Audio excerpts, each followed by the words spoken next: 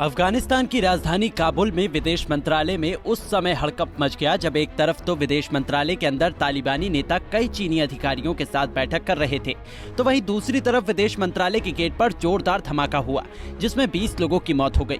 बताया जा रहा है कि धमाके के वक्त गेट के पास कई लोग मौजूद थे और धमाका इतना जोरदार था कि आसपास के लोगों की मौत हो गई। अफगान न्यूज एजेंसी के मुताबिक इस धमाके में अब तक 20 लोगों की मौत हो चुकी है और कई लोग गंभीर रूप से जख्मी हुए हैं। आपको बता दें कि अफगानिस्तान की राजधानी काबुल में 10 दिनों के भीतर तीसरी बार बम धमाका हुआ है।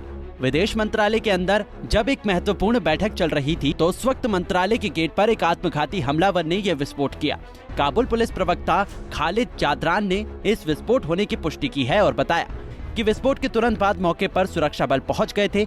हमला विदेश मंत्री अब्बास इस्तानिकज़ई को घायल करने के उद्देश्य से किया गया था, लेकिन विस्फोट होने के 5 मिनट बाद ही वो मंत्रालय के भीतर गए, इसलिए वो पूरी तरह सुरक्षित हैं।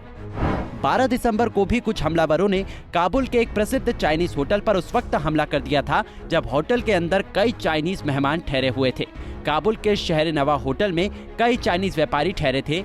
इनको निशाना बनाकर आतंकवादियों ने होटल पर हमला किया था, जिसमें 5 चीनी नागरिक घायल हो गए थे। होटल पर हुए इस हमले की जिम्मेदारी ISIS ने ली थी। तालिबान के कब्जे वाले अफगानिस्तान में 3 दिन पहले भी काबुल मिलिट्री एयरपोर्ट को हमलावरों ने निशाना बनाया था। 8 जनवरी को मिलिट्री एयरपोर्ट पर हुए धमाके में 10 लोगों की मौत हो गई थी, जबकि कई गंभीर रूप से जख्मी हुए थे। आपको बता दें कि अगस्त 2021 में अफगानिस्तान की सत्ता तालिबान ने संभाली थी। उस वक्त तालिबानियों के सोशल मीडिया पर कई ऐसे वीडियोस देखे गए थे जिसमें वो हाथों में AK-47 जैसे खतरनाक बंदूकें लेकर अफगानिस्तान की सरकारी संस्थाओं और प्रशासनिक भवनों में घुसते नजर आए थे। अफगानिस्तान पर तालिबानियों के कब्जे के बाद से ही यहाँ ISIS एक्टिव हो गया। इसके बाद से उसने अफगानिस्तान में कई हमले किए।